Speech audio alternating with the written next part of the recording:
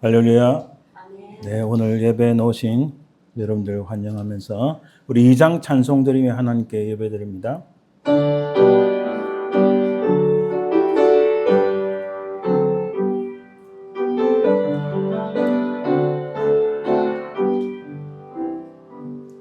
찬양 성부 성자 성령 성삼위일체께 영원 무궁하기까지 영광을 돌리세 영광을 돌리세 아멘.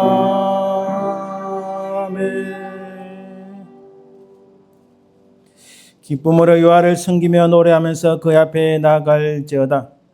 하나님의 영이시니 예배하는 자가 영과 진리로 예배할지니라. 아멘.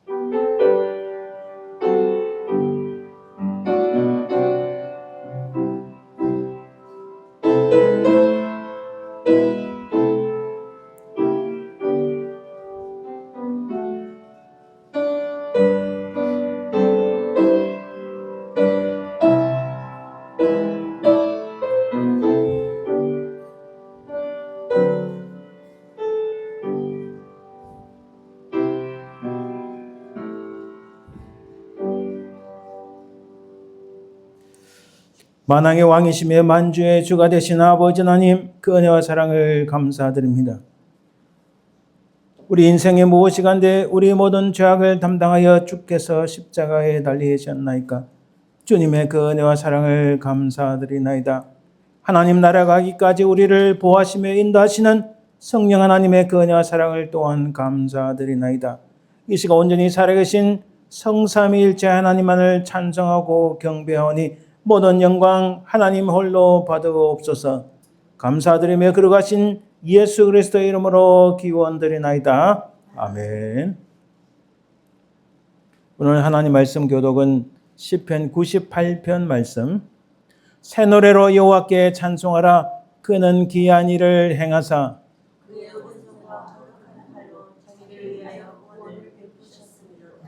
여호와께서 그의 구원을 알게 하시며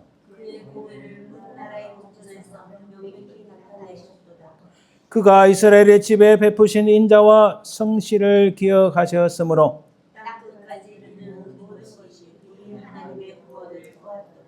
온 땅이 여호와께 즐거이 소리칠지어다. 수금으로 여호와를 노래하라. 나팔과 호각 소리로 왕이신 여호와 앞에 즐겁게 소리칠지어다.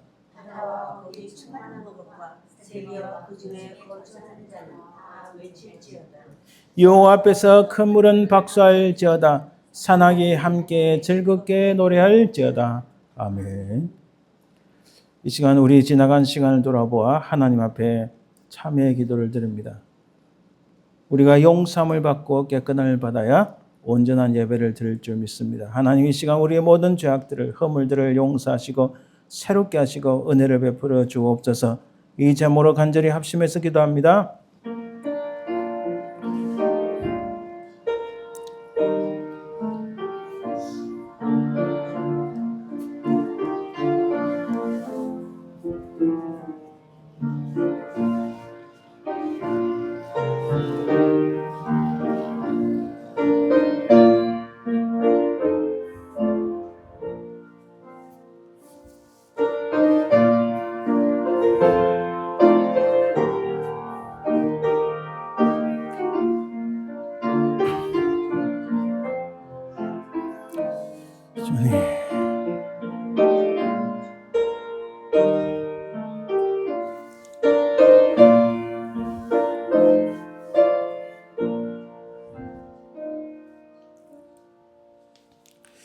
분명히 살아계신 아버지 하나님, 그 은혜와 사랑을 감사드립니다. 지나간 시간 우리 자신을 돌아보니 참으로 하나님 나라의 것보다 이 땅의 것을 붙잡으며 살기에 바빴나이다. 하늘의 하나님을 바라보기보다 이 땅의 것을 우리의 눈에 초점을 두고 살았나이다. 하나님, 참으로 우리의 모든 죄와 허물들을 주님 앞에 고백하오니 주의 흘리신 보혈로 우리를 깨끗하게 씻기시고 예수 그리스도의 이름으로 우리를 용서하여 주옵소서.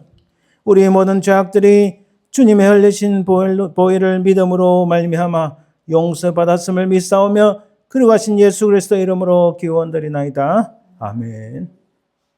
사도신경 우리의 신앙을 고백합니다.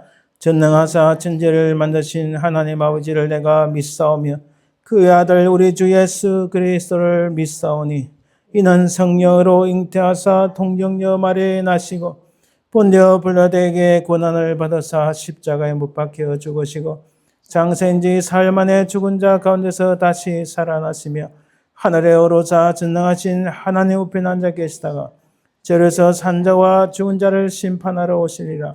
성령을 믿사오며 거룩한 공예와 성도와 서로 교통하는 것과 죄를 사하여 오시는 것과 몸이 다시 사는 것과 영원히 사는 것을 믿사옵나이다. 아멘. 우리 찬송 90장 찬송드립니다.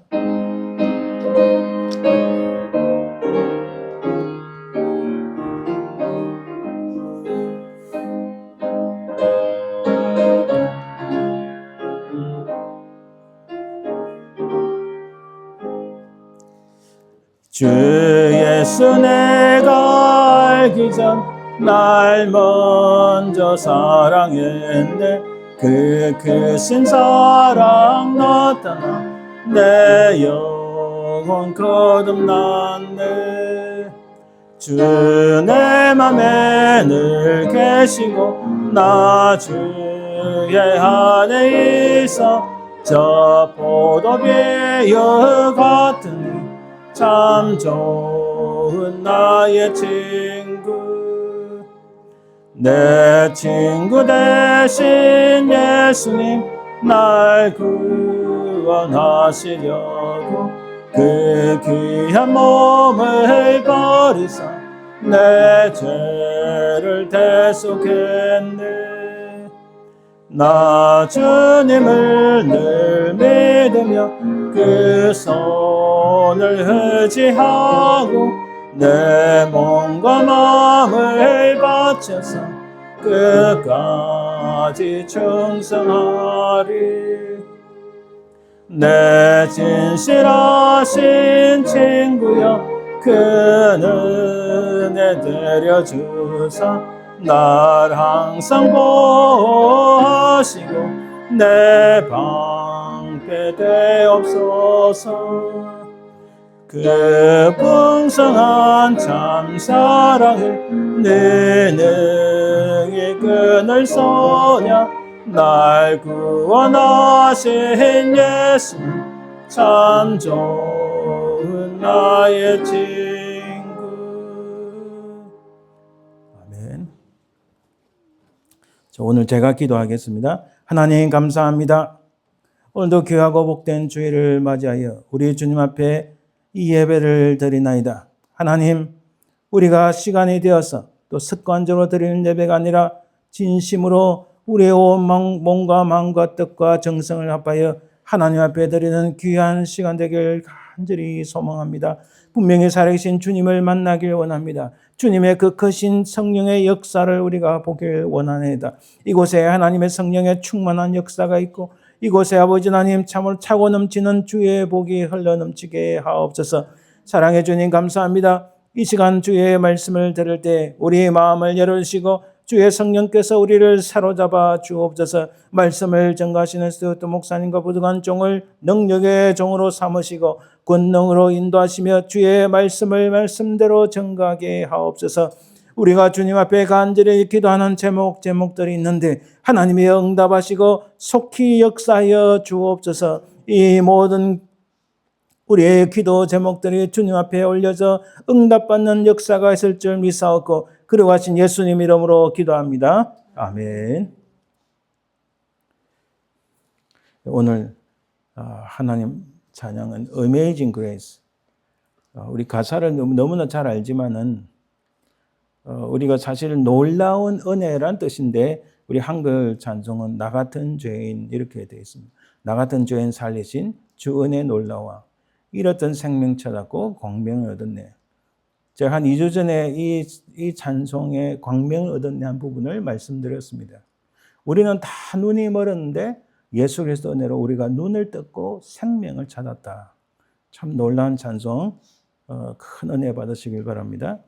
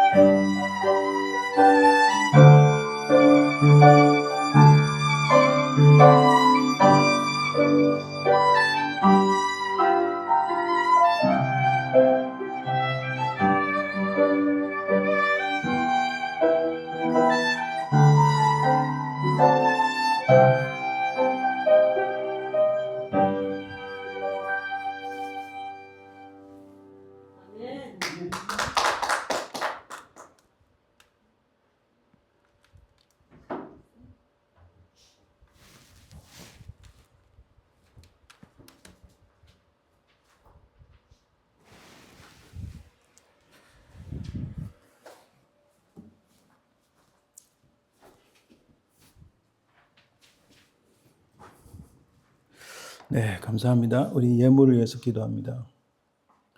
하나님 감사합니다. 오늘도 귀하고 복된 주일을 맞이하여 우리가 주님 앞에 빈손으로 오지 않고 이렇게 우리의 마음과 정성을 합하여 주께 드리나이다. 하나님의 드린 손길을 복되게 하시고 우리가 이 땅에 사는 동안 물질의 복만 아니라 하나님의 강건한 복과 평안의 복을 누리게 하옵소서. 이 드린 손길마다 하나님의 만배로 갚아주시고 또한 이 물질을 통하여 하나님 나라 확장되길 간절히 소망하며 그러하신 예수님 이름으로 기도합니다. 아멘. 오늘 하나님 말씀 마가복음 7장 1절에서 14절입니다. 마가복음 말씀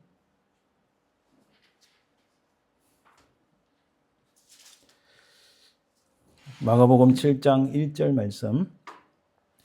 바리새인들과 또 서기관 중 몇이 예루살렘에서 와서 예수께 모여들었다가 그의 제자 중 몇 사람이 부정한 손, 곧 씻지 아니한 손으로 떡 먹는 것을 보았더라. 바리새인들과 모든 유대인들은 장로들의 전통을 지켜 손을 잘 씻지 않고서는 음식을 먹지 아니하며 또 시장에서 돌아와서도 물을 뿌리지 않고서는 먹지 아니하며 그 외에도 여러 가지를 지켜오는 것이 있으니 잔과 주발과 녹그릇을 씻어 미르라.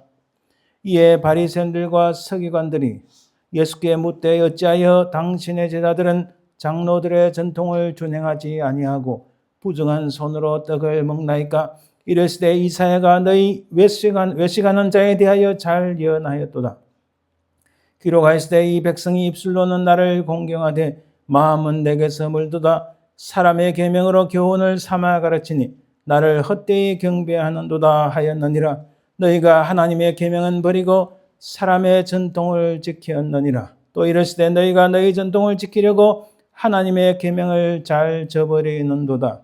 모세는 내 부모를 공경하라 하고 또 아버지나 어머니를 모욕하는 자는 죽임을 당하리라 하였거늘 너희는 이르되 사람이 아버지에게나 어머니에게나 말하기를 내가 드려 유익하게 할 것이 거룩한 곧 하나님께 드림이 되었다고 하기만 하면 그만이라 하고 자기 아버지나 어머니에게 다시 아무것도 하여 드리기를 허락하지 아니하여 너희가 전한 전통으로 하나님의 말씀을 폐하며 또 이 같은 일을 많이 행하느니라 하시고 무리를 다시 불러 이르시되 너희가 다 내 말을 듣고 깨달으라.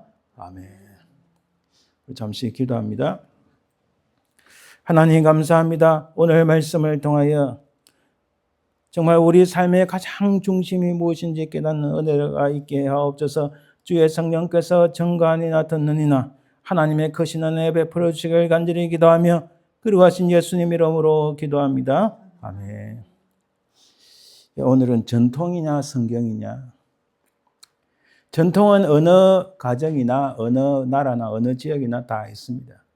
과연 그것과 그런 것들과 성경이 어느 게 더 중요한가? 이제 그 말씀인데 여러분 잠깐 다시 정리해 봅니다. 이것은 제 라이프 히스토리를 말씀드린 것지만은 사람이 눈을 떠야 된다는 것을 제가 계속 강조하고자 합니다. 우리 인생은 이렇게 다 점들로 점철된 한 직선과 같습니다. 사실 이 직선은 현미경을 들여다보면 실제로 다 점입니다. 어찌 보면 근데 이 직선은 절대로 거꾸로 가지 않습니다. 항상 앞을 향하여 달려가고 있고 또 이것은 인생의 순간순간들인 점의 결합체다 이렇게 볼 수 있습니다.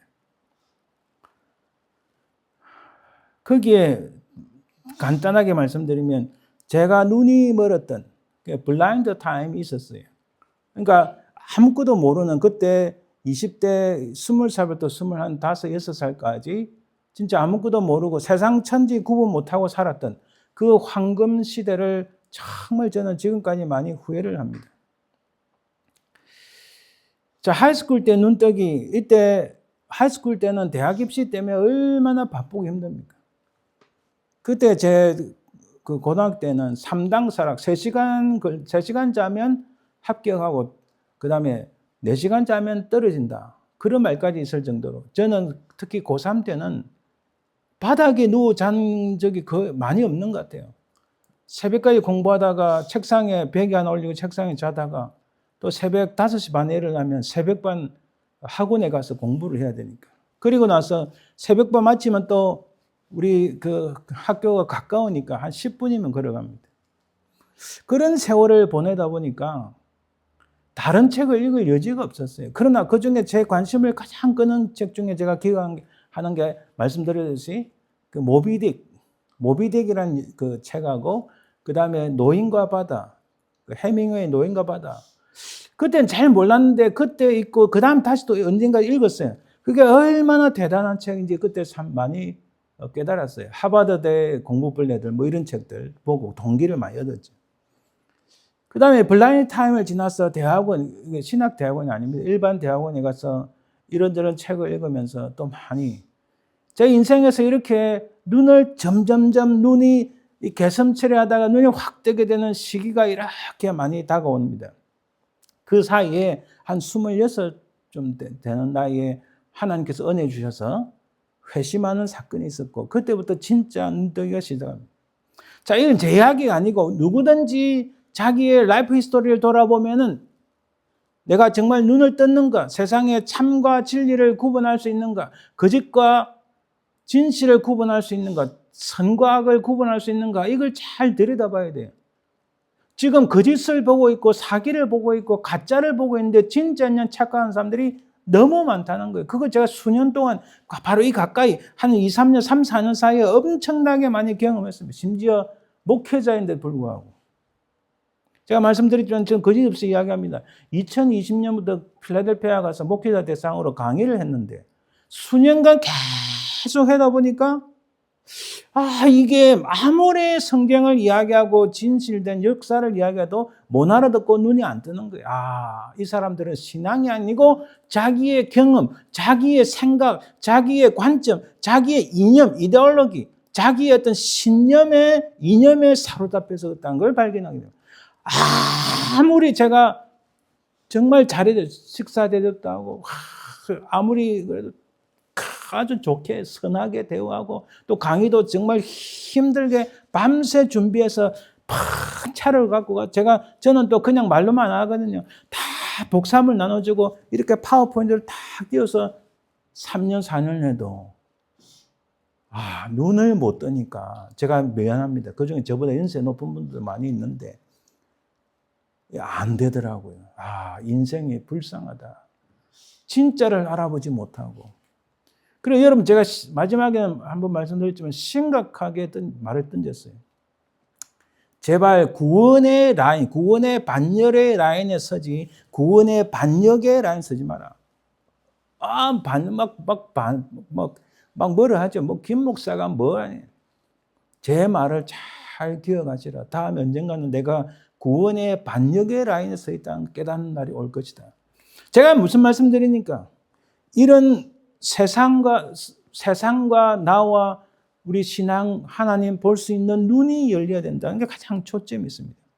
제가 그래서 제가 20세기를 살았잖아요. 지금 우리 21세기 살고. 여러분, 1000년이 바뀌는 시대에 산다는 게 이거 엄청나게 행운이라 할 거예요. 대단한 겁니다, 여러분. 그렇죠? BC에서 AD로 넘어올 때 예수님이 딱 탄생하셨잖아요. 그리고 999년에서 1000년 넘을 때 그새 무슨 일이 있어요? 세계가 요동쳤잖아요. 근데 1000년에서 2000년 넘은 이 세 번째 바뀌는 여기에 우리가 살고 있는 거예요. 이거 엄청난 겁니다, 사실. 근데 이 2000년 들어서면서 무슨 일이 날 것인가? 그래서 2000년 들어서기 전 한 10년 전부터 계속 제 나름대로 관심을 가지고 봤는데 말씀드렸지만 간단한데 넘어갑니다. 앞으로는 기술 문명의 시대다. 여러분, 미국이 자유민주주의 국가지만 앞으로 사람들을 컨트롤 안 할 수가 없어요. 기술이 발달하니까 제가 다음에 기회가 되면 제가 이 부분을 좀 늦게 말씀을 드리는 게 아직 이런 과학적 지식이 부족하니까. 여러분, 실제로 지금 이루어지고 있어요. 모든 사람들을 컨트롤하는 가장 넘버원이 어디죠? 중국이에요. 지나간 사람 얼굴을 다 찍어가지고 점수를 매기는. 이게 미국이 없을 것 같습니까? 앞으로 미국도 안 할 수가 없어요. 시대가 그래 흘러가니까. 자유민주국까지만은 그걸 안 하면은 살아남을 수가 없기 때문에 반드시 하게 되어 있습니다. 그 기술이 다 있단 말이에요. 지금보다 더 디테일하게 컨트롤할 거예요. 이런 기술 문명의 시대 때 우리는 어떻게 살 것인가? 제가 그걸 깨닫게 되더라고요. 영적 전쟁의 시대. 세계관 전쟁의 시대. 근데 21세기, 지금 우리 21세기 26년 동안 살고 있잖아요. 이 26년 동안의 삶을 바탕으로 보니까 똑같은 거예요. 기술 문명의 시대, 영적 전쟁의 시대, 세계관 전쟁의 시대. 우리가 세계관 전쟁의 시대 3번부터 제가 했습니다.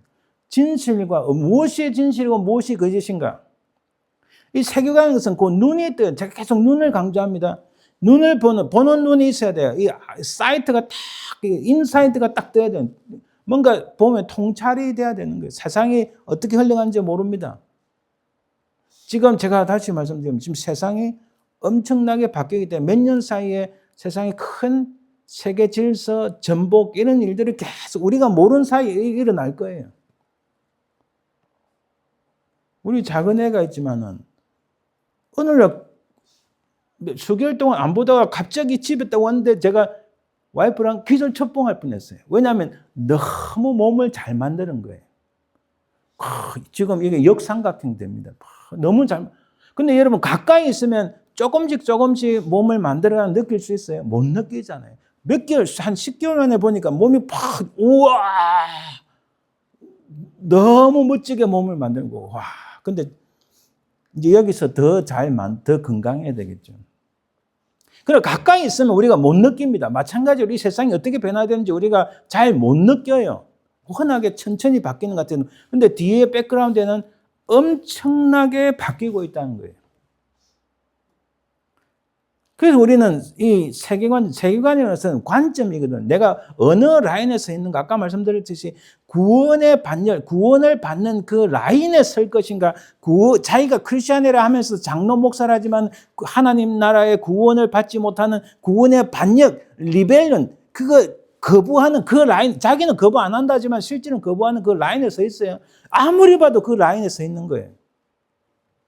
그 라인에 서 있는, 나중에는 아이고 주여 하지만 주께서는 밖으로 내쫓아내고 이를 가면 이를 가는 데는 뭐예요? 이를 빠다닥 가면 내가 어떻게 했는데 다 소용없는 거예요. 그런 시간이 올 거라는 거예요. 그래서 지금 우리 인생은 눈을 뜨기 위한 여정이다. 전이다. 진실을 볼 수 있는 눈이 있느냐? 거짓에 사로잡힌 눈이 있느냐? 여러분 거짓에 사로잡힌 것은 반드시 망하게 돼 있어요. 반드시 벽주대낮에 다 드러나게 되어 있습니다. 왜? 하나님께서 그렇게 만드시기 때문에. 그래서 이 가장 좋은 예로 제가 삼손의 내러티브, 삼손의 라이프 스타일을 말씀드립니다. 삼손의 이야기는 어릴 때부터 저도 많이 들었지만은 애나 꼴에 막 노래 부르면서 뭐 나귀 특별히 3,000명, 1,000명 죽였다 어쩌다 사자를 맨손으로 입을 잘라 쪼겠다. 머리에 힘인데 머리 잘렸다. 이런 이야기 수없이 들었지만은 그러나 성경을 가만히 읽어보니까 그건 아무것도 아니에요. 진짜 삼손의 내러티브, 삼손의 스토리 이야기 내용은 눈이라는 거예요. 머리카락 이야기가 아니라 힘이션 이 이야기가 아니라는 거죠. 눈이라는 거예요. 그 눈으로 자기 눈으로 보는 거 다 좋다고 생각하기 때문에 하나님께서 나중에 블레셋 민족을 통하여 그 눈을 뽑아버리잖아요. 그게 오늘 이 시대에 살고 있는 우리들의 모습이 아닌가 제가 그 말씀 드려요. 그래서 open your eyes. 눈을 떠야 된다. 뭘 보느냐가 핵심이라는 거예요. 이 격동의 세상 속에서 우리는 지금 세상이 격동인지 아닌지 모르지만 그러나 얄팍한 지식과 짧은 경험으로 갖고 있는 제가 봐도 세상은 엄청나게 격동의 세상으로 들어가고 있다는 겁니다. 나를 보는 모습이 중요하다. 제가 말씀드렸죠. 가장 코어에는 뭘 보느냐. 이게 월드뷰, 그 가치관, 자기의 세계관이 있습니다. 이 코어에. 거기에 따라서 세상과 사람과 사물들을 판단하는 밸류 시스템, 가치 체계가 나와요. 그러니까 그 가장 중간에 돈을 좋아하면은 모든 판단의 기준을 돈으로 본다는 거예요. 그 다음에 그 돈으로 보는 것 때문에 뭐예요? 그 사람의 행동이 돈을 많이, 사기를 치고 거짓말하다 아무 상관없이 돈만 많이 가지려고 하는 행동 패턴이에요. 그래서 여러분, 가만히 들여다보면 이렇게 중앙에서 나오지만은 거꾸로 들어가서 이 사람의 행동 패턴, behavior 패턴, value 시스템 딱 보면은 이 사람의 중심에 뭐가 있는가 우리가 알 수 있다는 거예요. 여러분 저는 뛰어난 학자도 아니고 뛰어난 목회도 아니지만 그냥 사람하고 가만히 이렇게 좀 이야기해 보면 이 사람의 중심에 무슨 생각하는가 간파를 할 수 있어요. 그렇다고 저를 무서워하지 마세요. 제가 그 정도로 무슨 옛날에 궁예, 그죠? 관심법으로 막 보고 이런 거 없습니다. 예수님께서 말씀하셨어요. 눈은 몸의 등불이니. 실제 우리 피지컬 아이도 중요하지만 이 마음의 중심에 있는 이 주께서 주시는 이 눈, 이것이 우리 인생의 등불이다는 말씀입니다. 오늘은 영적 전쟁의 시대, 절대성과 상대성이라는 건데 영적이란 무슨 말인가? 사람들이 많이 합니다. 영성이 어떻고 영적이니 어떻고. 여러분 영이랑 스피릿이랑 선 홀리 스피릿 성령을 말합니다. 근데 여기 영적이랑 선 영어로 하면 spiritual 그 영성이라는 스피리추얼리티 뭐 이렇게 발언하는데 여러분 단어는 비슷해도 사실은 전혀 다릅니다. 어떤 목사님이 나와서 할렐루야 여러분 우리는 영적인 스피리추얼 뭐뭐뭐뭐입니다. 그부터 시작한 사람은요 목사라 해도 저도 목사 죄송합니다. 딱 정확하게 잘 들어봐야 돼요. 오늘은 한국에 유명한 그 인터넷 서점이 있어요. 이름은 참 좋아요. 가피플이라고. 저도 거기서 책을 많이 사요. 그 헤드라인 첫 번째 웹사이트 뜨는 그 목사들 전부 다 이상한 사람들인 거예요. 그래서 가만히 보니까 이 가피플 만든 사람이 부터가 벌써 이상해. 저는 이거 한 20년 동안 그걸 모르고 그것도 많이 팔아줬네. 비싸든 뭐든. 잘못되고 거짓이고 엉터리인 것들이 너무 많다는 거예요. 그래서 영적이란 무엇인가? 신비주의. 여러분 기도합시다. 할렐루야 불 받아라 불 받아라 뭐 이런 거 예를 들어서 그죠? 저 인정합니다. 저도 그런 영적인 체험을 했기 때문에. 그러나 그게 우리가 말하는 영적 전쟁의 영적인과 상관이 없다는 거예요. 그런 거하고는. 우리가 생각하는 영적인 것은 삶과 우리의 인생과 신앙을 결정하는 요소들과 관련되어 있습니다. 내가 어떤 삶을 살아야 되는가? 내가 어떤 신앙을 가져야 될 것인가? 이런 것들에 영향을 미치는 중요한 요인들과 밀접한 관련이 있다는 겁니다. 여러분, 절대적 진리는 신앙 안에 있습니다. 그러나 상대적 진리는 자기의 이념, 자기의 신념, 자기의 전통, 자기의 경험, 자기의 학식, 자기의 지식, 언제든지 바뀔 수 있는, 변화될 수 있는 것들, 거기에 그 기반으로 그 위에 올라서는 거예요. 그 사실 굉장히 다릅니다. 이 상대적 진리의 도구들은 제가 지금 이게 주제가 아니기 때문에 간단하게 말씀드리면 지금은 모더니즘을 지나서 포스트 모더니즘. 그러니까 포스트 모더니즘의 핵심은요. 지금까지 우리가 알고 있던 모든 것들을 깨부수는 겁니다. 우리는 그림을 그릴 때 캔버스가 필요하고 붓이 필요하고 물감이 필요한데 이 포스트 모더니즘의 생각은 그걸 다 깨부수고 바닥에 닭의 목을 삐틀어서 피를 흘려서 그것을 바닥에 그리는 거예요. 지금까지 우리가 알고 있던 정말 귀한 생각들, 귀한 중요한 인생의 요소들을 다 깨부수는 그게 바로 핵심이 포스트 모더니즘이다. 여기에는 제가 늘 강조하는 이 네오막시즘, 어느 게 우선이고 어느 게 언제 모르지만 그러나 다 관련되어 있습니다. 네오막시즘, 해체주의라는 것은 인간은 하나님께서 주신 성은 성경에도 그렇고 남성과 여성밖에 없습니다. 가정을 부수고 국가를 해체시키기 위한 해체주의 철학이 많이 나옵니다. 이게 다 철학입니다. 제가 이제 오늘 이게 설교는 아니기 때문에. 레디컬 페미니즘도 있어요. 인간을 통제하려고 합니다. 종교다운주의. 이런 모든 것들이 상대적, 언제든지 무너지고 언제든지 변화될 수 있는 가변적인 것들, 절대적 진리와 반대되는 그런 절대적 진리를 침투하고 사람들을 유혹해서 미혹해서 넘어뜨리려 하는 이런 것들이 얼마나 많은지 몰라요. 이런 것들이 지금 우리 시대에 차고 넘친다는 겁니다.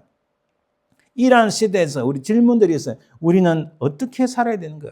우리 삶의 근거는 어디에서 출발하는가? 우리는 무엇을 중심으로 살아야 되는가? 결국 이 말은요. 바로 우리 삶, 우리 인생, 우리가 눈을 보고 우리가 신앙하는 그 권위, 그 중심에 무엇이 있는가? 바로 그것은 권위의 문제입니다.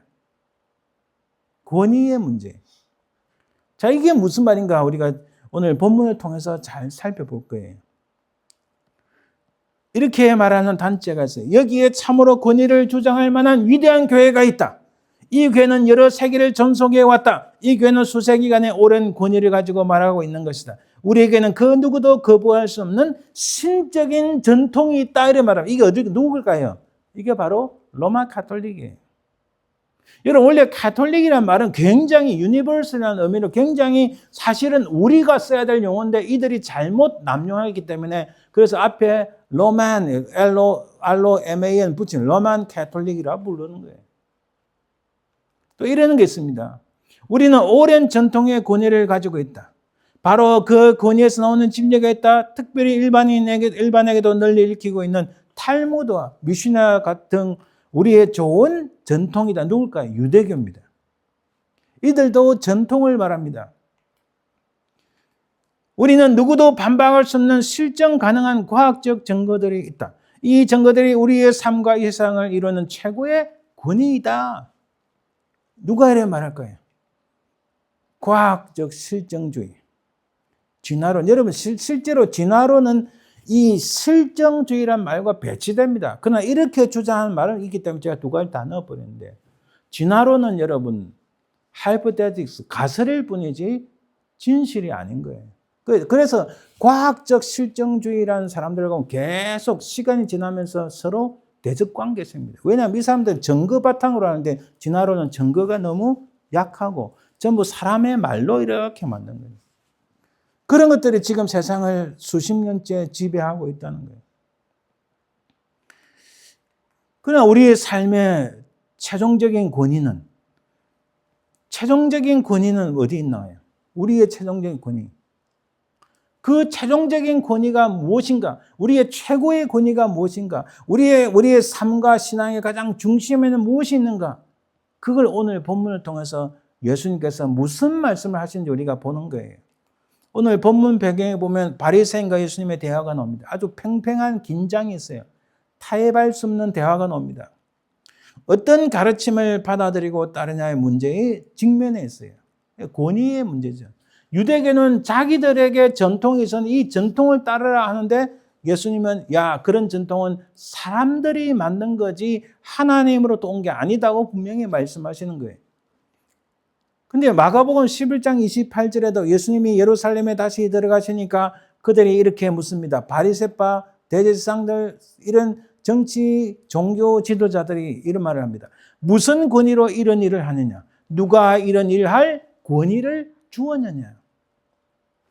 여러분 보세요. 가장 중요한 그 핵심에는 아까 제가 원을 말씀드렸잖아요. 이게 진짜 중요한 거예요. 가장 중심, 핵심에 내 인생과 내 신앙과 내 모든 것을 차지하는 그 중심에 뭐가 있느냐. 거기에 따라서 사람 인생이 달라지고 신앙이 달라진다는 거예요. 그 중심에 예수님은 무엇을 두어야 된다고 말씀하시는가. 그래서 전통과 다른 무엇이 대비된단 말인가. 우리가 그것을 살펴보는 겁니다. 자, 전통에 대한 바리새인의 견해를 봅시다. 요세푸스라는 유명한 유대 철학가가 있어요. 유대 역사가가 있습니다. 이 사람 글에 이렇게 말합니다. 바리새인들은 모세 율법에 기록되지 않은 많은 관습들을 그 조상에서 계승받아 사람들에게 전달하였다. 조상의 유전이라는 것은 석유를 말하는 게 아니고 유전은 그냥 오게 된 관습을 말합니다. 자기들이 임의로 만든 관습을, 이 조상의 관습이 구전되었고 입으로 전달되었고 율법에는 없어도 모세에게 율법과 함께 주어진 것이며 하나님이 친히 주신 것이라고 믿었다. 이건 자기들 생각이에요. 하나님 그런 거 주신 적이 없어요. 그런 기록 자체가 없습니다. 기록된 율법과 구전된 전통이 동일하게 중요하며 동일하게 권위가 있다. 여러분 이단 중에서 예를 들어서 통일교, 몰몬교, 여호와의 증인 이런 이단들의 가장 첫 번째 특징이 뭔지 아십니까? 성경 플러스 알파, 자기들만이 가지고 있는 책이 있다 이렇게 주장해요. 유대교 똑같아요. 유대교 여러분 신약 성경을 인정 안 해도 이 토라, 특히 토라, 이거 그냥 구약 성경이죠. 구약 성경 플러스 알파가 있다는, 이 알파는 성경과 동일한 권위를 가지고 있다. 자, 이단들, 통일교, 몰몬교, 여호와의 증인들이 주장한 거하고 똑같습니다. 또 있죠. 성경을 믿습니다. 성경 보기도 해요. 성경을 뭐 설교라 하기가 뭐 하지만 강론을 하기도 하죠. 근데 거기에 플러스 알파가 있다. 그 플러스 알파가 뭔지 아세요? 교양, 발음이잖아요. 교양의 교황. 교황이 그 자리, 교황의 자리에서 낸 교시. 무슨 독재국가의 똑같이 독재국가의 그 자리에 앉아서 교시를 내는 거예요. 교시를 내면 이런 가르침을 내면 그 가르침이 곧 법이고 그 가르침을 해야 돼요. 그러니까 성경 플러스 알파가 있다고 하는 것은 이런 이단들뿐만 아니라 유대교 또 누가 있다고요? 로마 칼퇴리도 똑같다는 거예요. 성경 플러스 알파. 그래서 누구든지 성경 플러스 알파에다 강조하면 그것은 100% 그거는 이단, 헤롯이고 진실로 100% 하나님을 믿는다고 볼 수가 없는 거예요. 지금 이 전통에 대해서 바리새인들이 그런 생각 갖고 있다는 겁니다. 여러분, 제가 이거 간단히 말씀드릴게요. 자, 이거는 다니엘서 9장 1절에 19절인데 우리가 다 보지는 못합니다. 중요한 핵심만 보면은 메대족속 아하수엘의 아들 다리오가 갈대의 나라 왕을 시험 받던 첫 해는 BC 539년입니다. BC 722년에 북쪽 이스라엘이 아수르에서 멸망했어요. 남쪽 유다가 BC 586년에 바벨론에서 멸망했습니다. 이 바벨론이 바사 제국, 지금의 페르시아, 지금의 이란이죠. 바벨론은 지금의 이라크입니다. 자, BC 539년에 바사 제국, 페르시아 제국에서 바벨론 제국을 멸망했어요. 바로 그때 첫해 아하수의 아들 다리오가 이제 등극을 하는 거예요. 그때 이 다니엘이 깨닫고 뭐 책을 보는데 그게 예레미야 책을 보니까 예레미야 말씀, 기록된 말씀을 보니까 여기 잘 보세요. 주여 보여주시옵소서 할렐루야 랄랄랄랄 하나님의 계시가 임했다. 이거 아니에요. 이때부터 다니엘 때부터 보면은 기록된 하나님 말씀을 통하여 깨달음이 있는 거예요. 학사에스라가 저기 멀리 레이지파 사람을 세워놓고 모세의 율법을 딱 갖고 와서 말씀을 읽습니다. 자, 우리 합심해서 기도합니다. 와, 할렐루야, 와, 물 받아라. 제가 이거 인정하고 인정하지 않는 게 아니라 이걸 비난하는 게 아닙니다. 저도 경험했습니다. 그걸 통해서 은혜 받는 사람 많습니다. 그러나 그걸 통해서 하나님의 계시가 오는 게 아니고 하나님의 뜻을 알고 하나님의 하나님께서 우리를 향한 인생의 목적과 여러 가지를 보려면 기록된 말씀을 통해서 봐야 된다는 거죠. 그걸 놓치는 사람들이 너무 많다는 거죠. 그래서 자꾸 이상한 신비 쪽으로 가는 거예요. 예레미야 책을 통해서 다니엘이 읽었습니다. 그 책을 딱 읽어보니까 70년 만에 하나님께서 우리를 바벨론에서 우리의 고향 유다 예루살렘으로 보내실 것이 딱 기록이 되어 있는 거예요. 그거 제가 예레미야서를 갖고 오진 않는데 다 기록되어 있습니다. 지금 그걸 보는 거예요. 그런데 왜 우리가 멸망했는가? 이 예레미야 책을 읽어보니까 다니엘이 깨달아지는 거예요. 우리가 범죄하여 패역하여 행악하여 반역하여 주의 법도와 규례를 떠났사오며 주의 종 선지자들이 말씀한 것을 듣지 아니하였나이다. 우리가 죽기에 범죄하였나이다. 다니엘이 예레미야서를 딱 읽고 깨달은 거야. 아, 우리 조상들이 범죄하였구나. 하나님 앞에서 범죄하고 가난한 백성들을 해치는 부패한 민족이었구나. 부패한 조상들이었구나. 계속 이렇게 기도합니다. 우리가 죽기에 범죄하였나이다. 죽기에 패역하였나이다. 하나님 여호와의 목소리를 듣지 않았습니다. 율법을 행하지 않았습니다. 주의 율법을 범하고 거기에 느헤미야는 다니엘보다 훨씬 후대의 인물입니다. 구약의 역사가 딱 이 느헤미야서를 중심으로 끝나는데 이 느헤미야서 1장 8절 9절에 이렇게 말씀합니다. 만일 너희가 범죄하면 너희를 여러 나라 가운데 흩을 것이요 만일 내게로 돌아와 내 계명을 지켜 행하면 땅끝에 있을지라도 너희를 불러 모으겠다. 느헤미야가 자기 생각인가요? 막 신비적인 기도를 해서 하나님께 계시를 받았나? 아니요. 모세에게 명령한 모세의 그 책을 읽고 신명기의 말씀을 보고 지금 기도하는 거예요.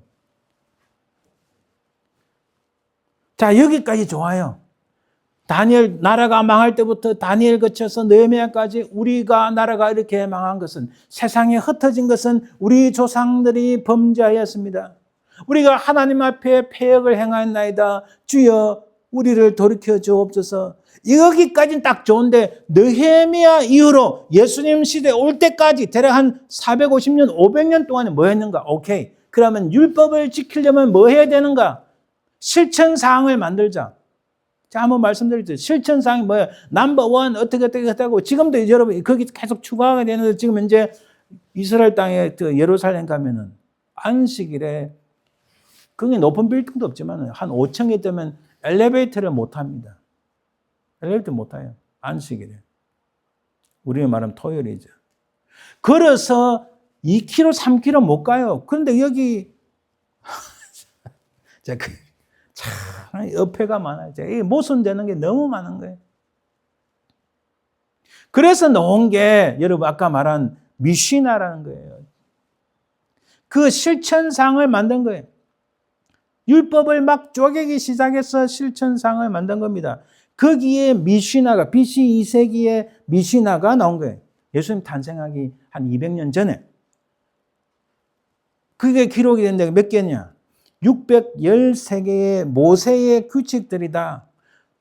이걸 하나님이 우리 자기들에게 주셨다 이렇게 착각하고 믿는 거예요. 근데 거기에 미시나를 사람들이 잘 이해를 못하니까 그게 주석, 설명서가 붙었는데 그 설명서가 게마라라는 거예요. 제가 아주 복잡한 걸 간단하게 말씀드립니다. 바로 이런 두 가지가 묶여서 가장 이해하기 쉬운 것들을 모은 것이 바로 탈무드예요. 탈무드. 사람들은 탈무드를 읽으면 지혜로워지고 순 헛방이에요. 아니에요. 성경을 읽는 것이 하나님의 지혜를 얻는 방법이지. 이들은 이렇게 말합니다. 성경은 물이요 미시나는 포도주인데 게마라는 향신료를 넣은 포도주다. 물보다 훨씬 낫다 이렇게 표현합니다. 랍비의 소리는 하나님의 소리와 같다. 누가 같아요? 로마 가톨릭의 교황이 하는 말과 똑같은 거예요. 할라카, 이건 율법적인 부분, 할라카 연구에서 성경 연구로 옮기는 자에게는 구원이 없다 이렇게 말합니다. 얼마나 심각하게 왜곡되는지 이렇게 믿고 있는 거예요. 오늘 본문에 딱 들어가 보면요. 밖에 나갔다가 이제 들어왔는데 바리새인과 서기관 몇 명이 예수님의 제자들 중에 음식을 먹는데 부정한 손, 곧 씻지 아니한 손으로 떡 먹는 것을 보았더라. 여러분 건강을 위해서 손을 깨끗이 씻어야 되죠. 저도 어디 나갔다 오면 항상 화장실만 갔다 오는 게 아니라 밖에 나갔다 와도 항상 손을 씻습니다. 요즘은 항상 청결하게 해야 되니까.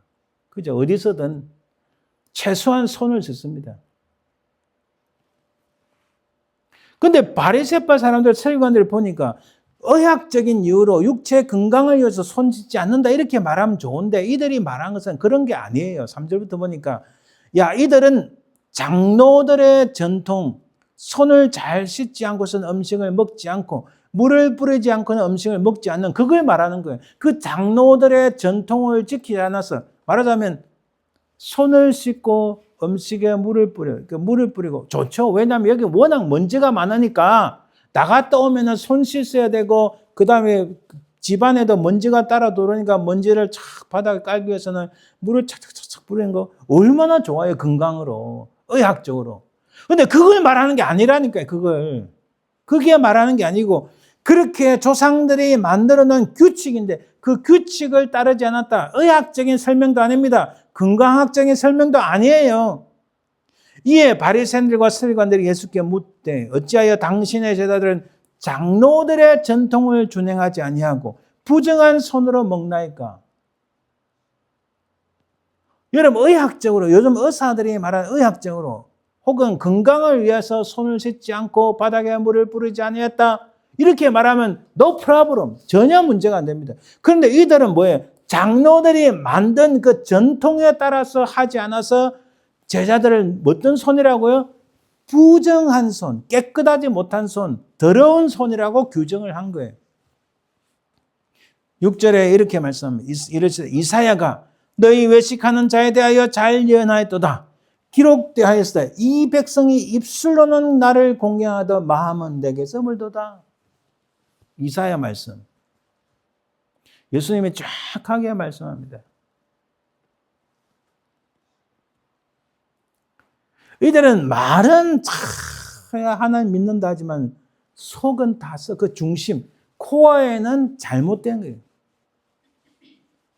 제가 정말 충격을 많이 받은 게 일반 장로 집사들은 그럴 수 있어요. 근데 목회자들, 목사들이 겉으로는 그런데 중심에 진짜 하나님을 섬기는가? 그렇지 않은 걸 보고 제가 참 충격을 많이 받았어요. 7절에 말씀합니다. 사람의 계명으로 교훈을 삼아 가르치니 나를 헛되이 경배하는도다 하였느니라. 사람의 계명이라고 말씀합니다.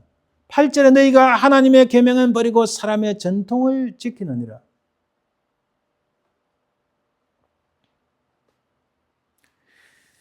모세가 주신 그 율법의 말씀은 하나님의 계명인데 모세가 주지도 않고 너희 조상들이 그냥 하나님 말씀, 모세의 율법을 지키려면은 자기 옷을 찢고 가슴을 찢고 통에 잡아가고 회개하여 주님이여 나는 죄인입니다. 나를 용서하옵소서. 우리 조상들의 모든 죄악들을 하나님 돌아보시고 용서하옵소서. 누가 이렇게 기도했나요? 다니엘이 그러게. 그래서 다니엘서 9장 1절에 19절 보면 계속 이런 말하고 드디어 9장 20절에 딱 가서 이런 말씀이 나옵니다. 내가 기도를 할 때에 하나님의 천사장이 내려와서 그냥 내가 아무것도 안 하다가 별것 아닌데 기도하는데 와 하나님의 천사장이 오늘 안 와요. 철저히 우리 조상들의 죄를 고백하고 철저히 자신의 어리석음과 죄를 고백하고 하나님 앞에 정말 애통하는 마음으로 기도할 때에 하나님의 천사가 내게 와서 주의 응답이 내게 이루어졌다. 주의 응답이 내게 이루어졌다. 이렇게 말씀하시는 거예요. 예수님이 말씀하세요. 거기서 모세의 율법을 지키려면 이렇게 애통하는 마음과 진실로 나는 부족합니다. 남을 나보다 더 귀하게 여기고 낫게 여기고 하나님 나는 부족합니다. 내가 어찌해야 주의 말씀대로 살겠습니까? 저는 어리석고 부족합니다. 저에게 지혜를 주시고 저를 고쳐주시고 정말 저에게 겸비한 마음을 주시고 요 싸가지 입을 좀 닫고 좀 조용히 하나님 말씀에 붙잡히고 다른 사람들을 귀하게 여기는 이런 모습으로 살게 없어서 애통하며 기도하는 그걸 하나님 원하시는 게 그 중심에 그런 마음이 있는 겁니까? 근데 하나님 말씀 지키려면 오케이.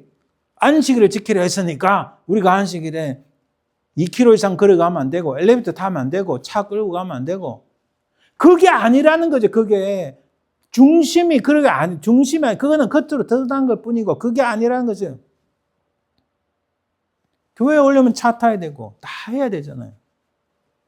그게 아니라 그거는 사람의 전통, 사람이 만든 거지 하나님께서 주신 것이 아니다. 그래서 예수님은 하나님의 계명을 버리고 사람의 전통을 지킨다고 말씀하시는 거예요.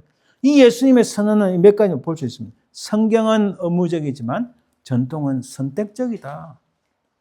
6절, 7절 이렇게 말씀합니다. 이사야가 이렇게 말씀하는데 사람의 계명으로 교훈을 삼아 가르치니 나를 헛되이 경배하는도다. 성경은 우리가 반드시 지켜야 되고 그러나 사람이 만든 전통은 선택적이다. 가지고 힘들면은 엘리베이터 타야 되잖아요. 힘들면 차 타고 빨리 가야지. 여몇 시간 늦지 않게. 또 뭘 살 일이 있으면 차가 없으면 몰라도 뭘 빨리 귀한 손님이 집에 오시는데 빨리 마트 가서 사와야지. 차를 타고 가서. 이런 것들이 주가 아니라는 거죠. 그 중심에 하나님 말씀은 제쳐놓고 그 중심에 인간이 만든 그런 여러 가지 전통 이런 것들로 꽉 차 있다고 말씀하시는 겁니다. 두 번째는 성경은 하나님의 것이고 전통은 사람의 것이다. 계속되는 주님의 말씀에 너희가 하나님의 계명은 버리고 사람의 전통을 지킨다. 너희 전통을 지키려고 하나님의 계명을 잘 저버리는도다. 주객이 전도된 거예요. 주인이 누구예요? 이 마음의 주인에는 마음의 중심에는 하나님 말씀이 주인이 돼야 되는데 하나님 말씀은 저버려놓고 둘째로 셋째로 밀어내놓고 사람이 만든 전통, 그 경험, 자기의 생각, 자기의 고집 그걸 다 중간에 있는 거예요. 주님은 그게 아니라는 거죠. 모세는 내 부모를 공경하라 했는데 너희는 말하기를 고르반, 내가 이게 고르반이 뭐냐면요. 여기 돈 10,000불이 있어요. 이 10,000불 이거 내가 하나님께 드린 거다.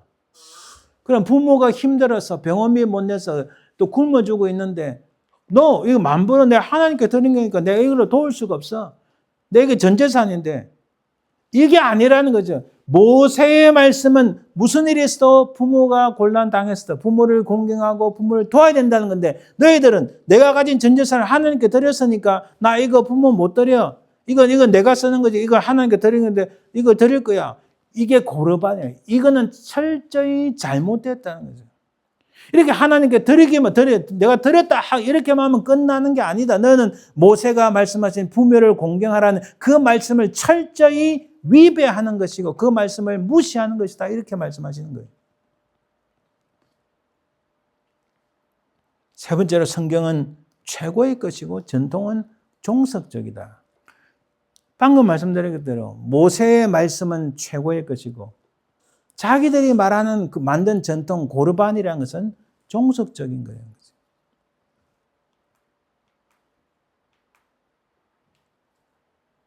12절 13절도 마찬가지입니다. 자기 아버지나 어머니에게 다시 아무것도 하여 드리기를 허락하지 아니하여 너희가 전한 전통으로 하나님 말씀을 폐한다. 하나님 말씀을 폐한 잘못됐다는 거예요. 오늘날 전통은 뭐냐? 로마 가톨릭의 전통이 많죠. 로마 가톨릭 보면 뭐예요? 첫째, 옷이 화려하잖아요. 옷이 화려하다 해서 하나님께 온전한 예배 드리는 게 아닙니다. 그죠? 카디날이라는 게 이게 추기경이라든지 추경이 뭐예요? 빨간색 스웨트 같은 걸 딱 입잖아요. 그죠? 그죠? 그게 예수 그리스도의 보혈, 피로 자기를 덮는다. 그게 아니라는 거예요. 중심에 그런 옷을 입는 게 아니고 그 중심에 진실로 예수 그리스도의 보혈의 공로를 믿고 그분을 의지하는 것. 그게 더 중요하다는 거예요. 여러분, 종교개혁이 일어난 것은 옷 때문에 일어나요. 옷 때문에. 그런 로마 가톨릭의 화려한 장식, 그거는 꼭 주술적이고 다른 이단, 사교, 사이비 종교들을 하는 거지. 그래서 종교개혁의 첫 출발 중에 하나가 옷이에요. 옷. 옷에서 그런 옷들을 다 철폐하는 데서 시작한 겁니다. 유대인들의 전통은 성경과 동일한 권위가 있다 하지만 이건 이단 사이비 종교들과 똑같은 거예요. 과학기술에 의한 인간의 경험과 합리성이 인간의 새로운 전통이 되고 있어요. 제가 언제 기술 문명에 대해서 말씀드릴 텐데 이 새로운 과학기술 문명이 인간 사회를 다시 새로 쓰려고 합니다. 엄청나게 무서운 것들이 막 다가오고 있어요. 급속도로 빠르게 다가오고 우리가 예측하지 못할 정도로 이런 것들이 우리의 최종적인 권위인 성경을 무시하고 자기들이 가진 그 기술 문명이 인간의 새로운 중심이라고 강조하는 시대가 다가오고 있다는 겁니다. 교회 안에서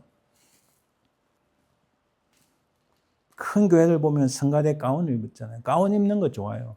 근데 성가대 가운을 입었다는 것 자체가 무슨 특권이 있냐 그런 경우가 너무 많습니다. 저도 한국에서 큰 교회에서 봐서 알잖아요. 그게 무슨 특권인 양 착각하는 경우가 많이 있습니다. 성가대 가운을 입는 것은 목회자들이 가운을 입고 설교하는 것과 흡사합니다. 내 자신을 감추고 예수 그리스도의 그 이름이 드러나길 원하는 마음으로 그런 가운을 입는 건데 그게 특권인 양 생각하는 사람들이 많이 있다는 거죠. 직분들 그렇죠. 제가 있던 한국교회는 장로들석이 따로 있었어요. 근데 나중에는 장로들석을 다 철폐시켰어요. 자기의 직분이 섬기고 주님을 드러내라는 것이지 남들에게 더 높은 권력자라는 것을 말하는 것이 아닙니다. 이런 것들이 교회 안에 너무 많다는 거예요. 실용주의라는 것 때문에 앞에 거룩한이라는 단어 붙이는 거예요. 자, 결론을 내립니다. 우리는 무슨 권위에 기초해서 어떤 것은 배척하고 어떤 것은 받아들여지는가? 우리의 가장 중심에는 하나님의 말씀인 성경이 가장 중심이 돼서 거기서부터 우리의 모든 가치 판단, 밸류 시스템이 나오고 또 우리의 행동 패턴, 뭐 어떻게 살 것인가 여기에 나온다는 거예요. 가장 중심에. 제가 극명하게 예를 들었죠. 돈이 중심에 있다면 돈의 모든 밸류 시스템, 가치를 두고 돈을 쫓아가는데 수단과 방법을 가리지 않고 돈을 쫓아가는 그런 행동 패턴이 나오는 그거 다 보면은 알 수 있잖아요. 21세기 다양한 사회 속에서 절대적으로 인정받을 수 있는 진리는 어디 있는가? 제가 앞에 말씀드린 이 유대인들의 전통, 장로들의 전통, 다니엘과 느헤미야 같이 철저히 하나님 앞에 회개함으로 돌아오는 그런 거기까지는 좋아요. 근데 그 다음 스텝이 계속 그 후손들이 하나님이여 우리는 어리석은 인생입니다. 우리는 주님 앞에 죄인들입니다. 용서하옵소서 우리를 새롭게 하옵소서 이렇게 나가야 되는데 그래 그럼 안식을 지키라 했으니까 안식을 지키는 방법이 넘버원 2km 이상 걸어가지 마라. 엘리베이터 타지 마라. 이렇게 만드는 게 철저하게 잘못됐다. 근데 그것들이 하나님에게 왔다고 착각하니까 예수님이 그것은 사람이 만든 것이지 하나님께로 온 것이 아니다. 지금 이런 것들이 우리 지금 21세기 안에도 너무 많다는 거예요. 아까 그 예를 드는 게 나왔잖아요. 포스트 모더니즘에 의해서 지금까지 절대적으로 믿는 것을 깨부수고 그림을 그리는데 캔버스가 있고 붓이 있어요. 물감이 있어야 되는 당연하잖아요. 근데 어떻게 짐승의 생명을 죽여서 거기서 만들어내는가? 그거에 인간이 지금까지 살아온 모든 그런 진짜 좋은 전통, 그게 진짜 좋은 전통, 진짜 가장 중심에 있어야 될 것들을 파괴하고 밀어내고 그런 악한 것들을 채우는 거예요. 그 오래 갑니까? 오래 절대 못 갑니다. 이런 21세기 사회 속에도 하나님을 향한 절대적인 신앙을 파괴하려는 것들이 얼마나 많은지 밖에만 있는 게 아니라 교회 안에까지 침투해 와서 한국 교회의 수많은 목회자들 보면 제가 지난주 말씀드렸지만 정말 어리석고 하나님 앞에 천벌을 받고 진노받을 그런 말을 내뱉는 목사들이 지금 너무 많아요. 제가 참 애통합니다, 진짜. 최종적이요 권위 있는 최고의 판단의 기준이 있는가? 그렇습니다. 우리가 하나님 말씀의 성경을 통해서 우리에게 정말 놀라운 오늘 찬송이 어메이징 그레이스. 어메이징 그레이스가 뭡니까? 우리는 다 죽었던 죄인들인데 우리의 모든 죄악들을 대신하여 주님이 십자가에 달리셨고 그 주님이 3일 만에 다시 살아나셨고 성천하셨다가 반드시 이 땅에 다시 오시는데 그분을 만나게 된 게 우리는 너무나 큰 어메이징 그레이스예요. 아니 저 같은 경우는 다시 말씀드리지만 교회 종소리를 듣고 내가 교회 가야 되는 것 같다. 이건 저한테는 미러클, 기적이에요. 놀란 누구도 어떻게 설명할 수 없는 진짜 어메이징 그레이스예요. 이런 상황에서 우리의 최종적인 판단의 기준, 우리가 최종적으로 모든 사물과 모든 삶과 모든 인생과 모든 것들을 모든 세상 이것을 판단하고 또 중심을 잡아야 될 것이 최고의 근위가 하나님의 말씀인 성경에 있다는 것을 말씀드리고 싶어요. 아무리 21세기가 아까 말씀드렸죠. 파스터 모더니즘에서 뭐 희한한 것들, 우리가 세상에 경험하지 못한 것들이 계속 나오잖아요. 진짜 상상할 수 없는 것들이 계속 나온 이 세상에서 우리가 흔들림 없이 살아갈 수 있는 최고의 중심은 하나님의 말씀인 성경에 있다는 것을 제가 말씀드리고 싶어요. 이것이 바로 영적 전쟁. 수많은 하나님을 대적하는 이상한 경험하지 못한 수많은 것들이 등장하는 이 영적인 현상들이 일어나는 곳에서 우리가 영적 전쟁을 하는데 우리 영적 전쟁은 최고의 무기, 우리가 밟고 디디어서야 될 최고의 것이 무엇이라고요? 그것은 하나님 말씀.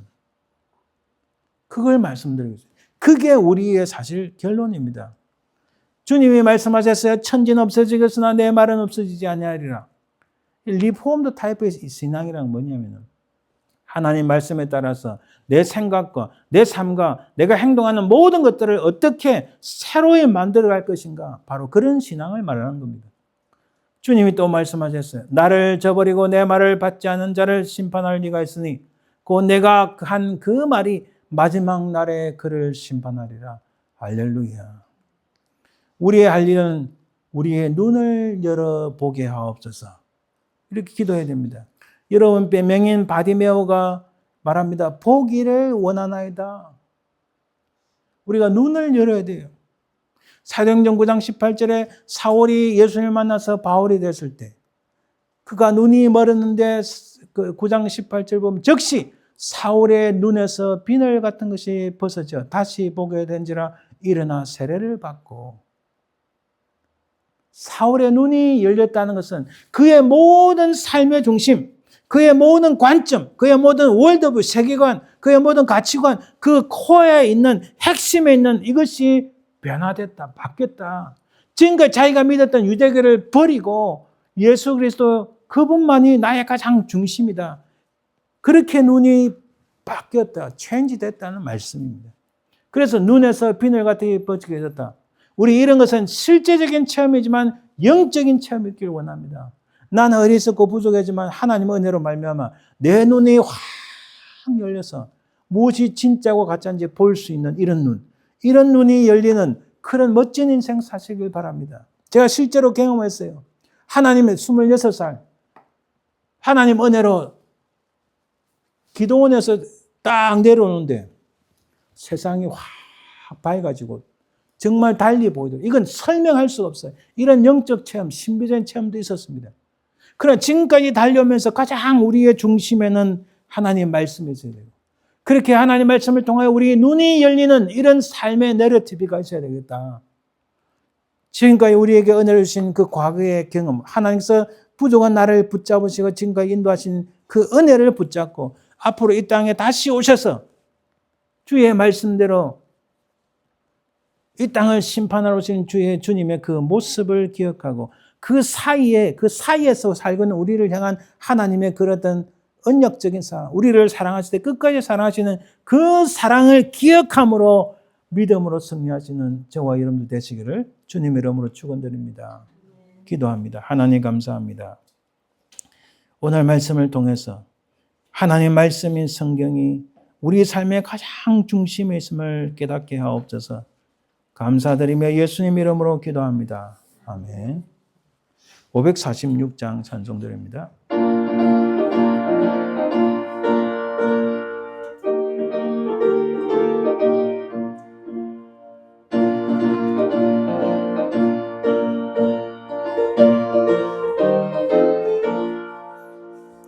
주님 약속하신 말씀 위에서 영원토록 주를 찬송하리라.